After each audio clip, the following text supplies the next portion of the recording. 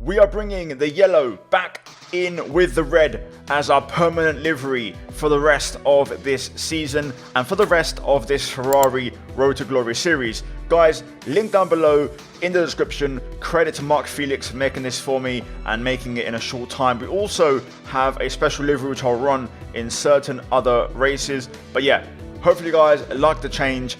I really like the yellow, and taking a bit of inspiration from the 24 season, bringing it onto the car, it had to be done. Now this weekend we're here for round 5 at Miami. If you haven't seen round 4 at Baku, check it out, link in the top right. Big spoiler warning ahead in the next 3 seconds, so go check it out. 3, 2, 1. Right, so the last race was a bit of an issue. We was looking very good. However, for the second time in 2 races, in back-to-back races, we had a mechanical failure. We gained some extra R&D points, which is good, but it ultimately means nothing if we cannot develop the car. Now, we had a department event for the powertrain, and we had to choose whether to agree or disagree with the staff on where to place resources. I chose to disagree. It would give us an extra 400 R&D points to invest in other areas, which I spent on the chassis and also on the downfalls on the aerodynamic, because I want to try and improve those areas of the car. So we're going to take a risk and actually rush the front wing flap. Hopefully we get it before the next race in Imola, which of course is one of the 2 home races for the team this season. Confirmation, in the last race we lost the gearbox, so we're going to change it, put a new one on and see what happens in this one. You can see we have no rain forecast, so a very simple, straightforward weekend here in Miami, and my main concern is hopefully we do not break down. As you can see, we have some general wear which is going to help us out as upgrade, and also an improvement to the ICE, which we also lost in Australia in round 3. So fittingly, Ferrari bringing some pretty productive upgrades for this weekend. You can see on the results confirmation in Australia and Baku, after getting 2 podiums in the first 2 races, almost winning them both. We are currently on a double DNF race streak, and you can see that does mean in the Drivers' Championship we have dropped to 3rd. Leclerc won the last race, he's your new championship leader. Verstappen 2nd, we're tied on points with Lewis. However, we do lead the constructors by just over a race win over Red Bull Racing, so on that side it's pretty positive. Now with that done, we're going to get into practice at Miami, get the car up to speed, and we're going to see exactly what we're looking at pace wise, you know, with a similar package to the last race, because the upgrades that are on the car are mainly on durability, so the performance of the car should be pretty much the same. Tyre wear very low, which is a good sign for the race. Fuel consumption quite high, so a bit of both, bit of a trade-off. Either way, practice was fairly straightforward, getting comfortable with the car. P15, Leclerc P19, and we also, as you can see, have the full race suits, helmets, gloves, you name it, we got it all from top to bottom. All the updates are here, everything looks a lot better. So hopefully you guys look forward to it. I can't wait. Like I said, it's all going to be linked down below, so you guys can go check it out at your own pace after the episode. And again, shout out to Mark Felix for making the upgrades for us. You can see we've got a bunch of discounts as well for other upgrades, although all of them are going to be for the durability or the engine, not for the chassis or the aeros. We have no upgrades currently available for those departments. Either way, qualifying time. Now, qualifying hasn't really been an issue for us this season. We've actually had a pretty strong package, and we've, so far, if we haven't got pole in every single race, we've been in contention for most. I know we have at least 3 poles out of the 4. I can't remember if in Australia we got pole or not, but I know we got pole in Jeddah, Bahrain and Baku. So qualifying is definitely, you know, a strong part of our game in this series with the Ferrari car. Now, currently you can see we're looking to close out our first timed lap. According to the game, we went purple in the middle sector, which is usually what happens around here. That's our weak sector for the AI. And then making our way into sector 3, into the hairpin, we're going to look to close out the lap here. Bit of wheel spin as we have to find some opposite lock as we now make our way up to the line. And we're going to close out the lap, setting a 26.3 and a 10th and a half off Charles Leclerc, who's currently setting the benchmark. So actually not that bad, not bad at all. However, Leclerc went back out and went early on his second run, and you can see it's looking good, and he improves to a 26.0, which moves the goalposts by a couple of tenths. So we need to find about 4 tenths to get pole from Charles Leclerc on this final run. So let's see what we can do heading onto the final run. And we're going to have to sacrifice and take a bit of risk. Lap-wise, there's a bit of time to find in a few areas, but the lap before did feel pretty decent. So I don't know exactly how much more time there is. So here we go. Let's go for a lap of Miami. Guys, enjoy it, and I'll get back to you once it's done.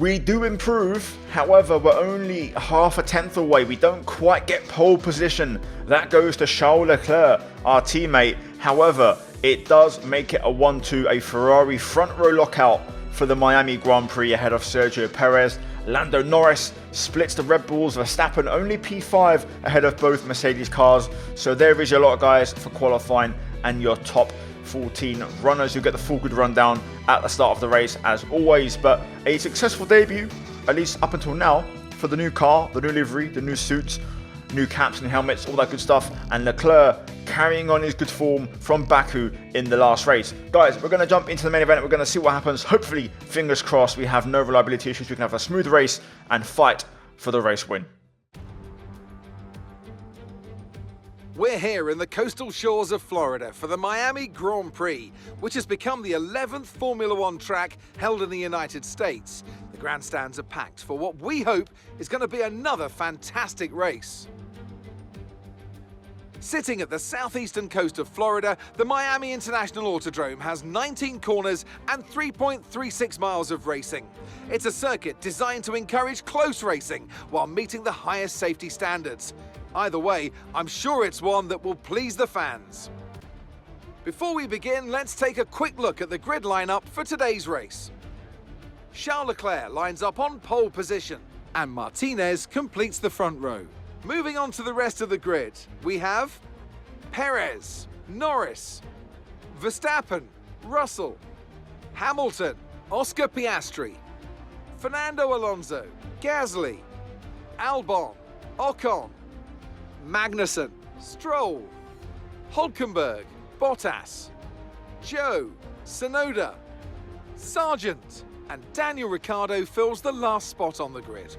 It's almost time for those 5 red lights to go out then. Let's see who can prevail today. And with me today, of course, is Anthony Davidson. Now, can I get your take on Max Verstappen? That was a great win in the last race, but can they keep that momentum going into this weekend? There are never any guarantees in this business, but certainly the performance last time out would have boosted their confidence coming into this one.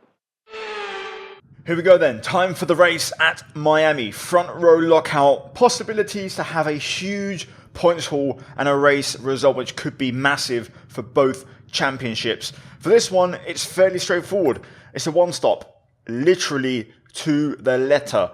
Both the default and the alternate suggest a 1. The fuel is going to be about 0.5 extra, should be fine. Not much of an issue on that front. Either way, the key thing is to try and hopefully jump Leclerc and pull away. However, the racetrack is very interesting. The AI very strong in Sector 1, pretty similar to Sector 3, but Sector 2 we are very strong. So it's kind of like we've got to try and time the overtake so that we pull away at the right time. So let's get into it. Formation lap, all that good stuff, and we'll see where we are at the end of it. Hopefully, though, no more DNFs. Guys, like, subscribe, prediction down below, and let's send it. Just to quickly note, before the race starts, Leclerc, Perez, Verstappen have chosen soft. Myself and Norris have gone medium, so decent mixture of tyre compounds. Here we go. Let's get to it. Revs up, lights on. And away we go. Not a bad start. Perez does get the jump. Realistically, he'll be pretty hard to stop on that soft tyre. Trying to hold our own as we head through turns 1, 2, 3. Verstappen's got the jump on Norris. We're going to let Perez go for now, and we'll see if we can try and hold the pace. Looks like Leclerc might be in a precarious 2v1 as we get some understeer. Verstappen trying to stick his nose in. We just keep him at bay. But Leclerc could be in a 2v1 here in terms of the soft tyre runners versus the Red Bull drivers. Verstappen trying to close in. We're going to just show him to the outside without using all of our battery. A little bit deep on the brakes, but we get the car stopped. And we'll just stop Max from going around the outside there, which is critical. This is where we're pretty strong through this little slow chicane. Realistically, I think we'll struggle to keep Verstappen at bay, but we'll try and, do it for as long as possible. Using a pretty big chunk of battery here as we head down the back stretch. Actually got a bit of a run on Perez here. Not that I'm going to try and challenge. I don't quite have that sort of pace, but key thing for now is to try and just hang on to this top 3. If we can do that, that is a good start to this race. Leclerc, early benchmark. If he can break DRS with Perez, that would be really good news for us as a team.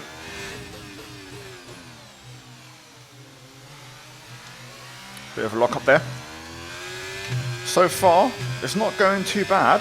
We're hanging in there quite nicely.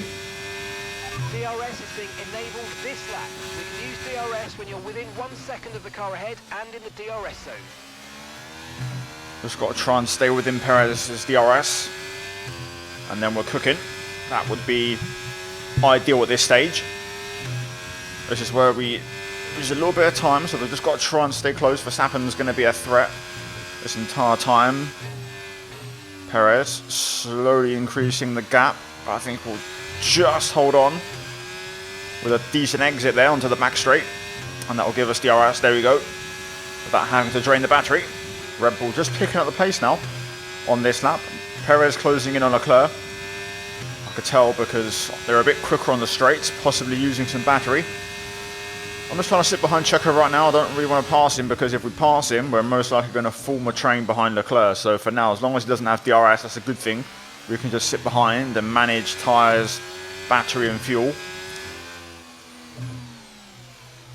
Oh, early warning there. Perez also getting out of shape as we also get out of shape. It's all happening.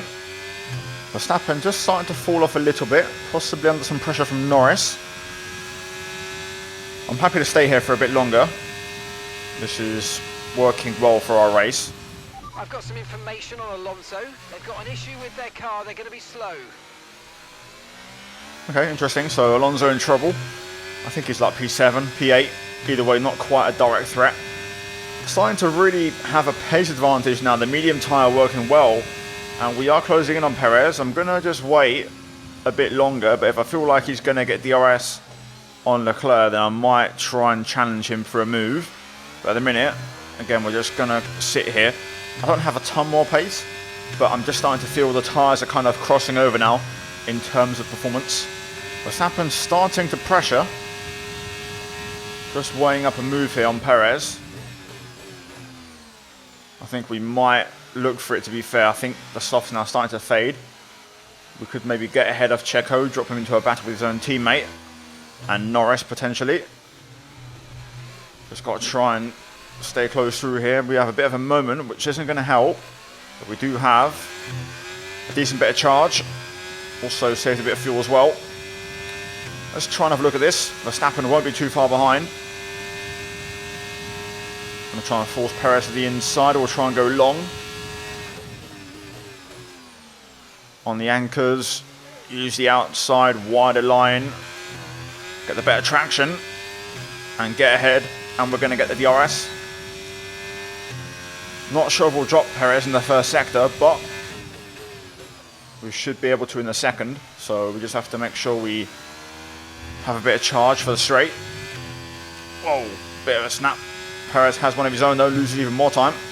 Alright, a little bit of battery here just to make sure we stay ahead of Perez. And that should do the trick. We should be able to drop him now through this next part of the racetrack. And I think we've done it. I think we've dropped Perez. He's not catching on the straight. So job done for now. And you can see the Red Bulls are actually battling, so that's going to help us even more as they go side by side through the final part of the lap. Verstappen actually gets ahead of Perez. Okay, comfortable stuff now. Red Bulls still battling. Perez up to third, I just noticed. Didn't quite get DRS on Leclerc, but we should be there soon. Either way, that's not our race. Red Bull still fighting away, so that's a welcome sight. Hopefully Norris can get involved as we approach the pit window. Okay, now we have DRS on Charles. I'm starting to wonder if those on softs are going to go for a medium, and then those on mediums are going to go for a hard. So we're going to be constantly on a tyre deficit. So that could be interesting. We may have to try and look to pass Leclerc, if that's the case. I want to see if he pits or not on this lap. And he does. I guess we'll find out what tyre he goes for. Charles is in the pits. Either way, we've got a nice, healthy tyre delta. Got a decent gap to cars behind. Leclerc onto medium. So that confirms the theory. Let's see what we can do. Leclerc's in traffic. Look at the mini-map. Look at the back straight. Leclerc's stuck behind a couple of cars, so we're going to push here. Box, we're coming in this lap. We may have a shot at the overcut. Going to use all the battery. Oh my god. What? Okay, well, I think we have to turn failures off because that is just ridiculous now. Why can't we just play an F1 game as it should be played with failures and for it to be normal? I swear it's a bug, a recurring bug. Once it starts, you can't stop the chain of replacing components. It has to be a bug.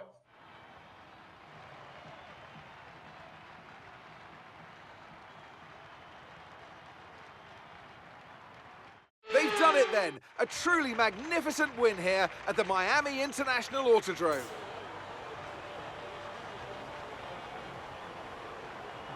Anthony Davidson, how do you think they were able to set themselves apart today? Well, time management probably played quite a large role in the outcome of this one.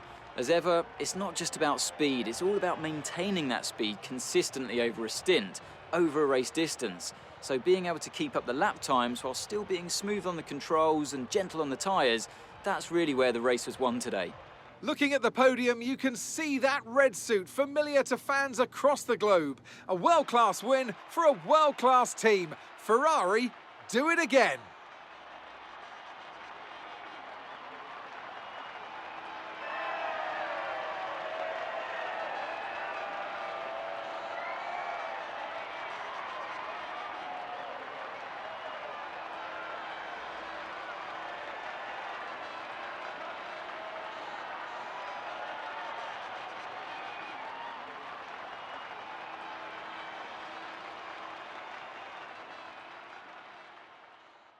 Not good.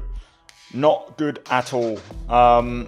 Yeah, this is going to hurt in the championship. However, we'll make the change. Next race, we'll turn mechanical failures off so we can then race cleanly and fairly. To be fair, I will admit, Leclerc was very quick. I don't know if I would have beaten him on a hard tyre because the medium was really good. He made the soft medium strategy work really well, and you know, that was always going to be hard to get the better of. Either way, we should have got second. We should have had, you know, last race, more points. Like, we've been throwing away some points now for a few races and it's starting to really hurt us in the championship. And just to confirm that situation, you can see we're down to 5th. we're behind Perez, Hamilton and Verstappen, and we're 46 points behind Leclerc all of a sudden. Leclerc's got a race win in his back pocket over Max Verstappen. In the Constructors, we still lead, but the gap is 18. It's come down. Red Bull get closer, Mercedes get closer, because ultimately they're only scoring, well, we're only scoring as a team with one car. So we'll fix it for the next race and make sure it doesn't happen anymore.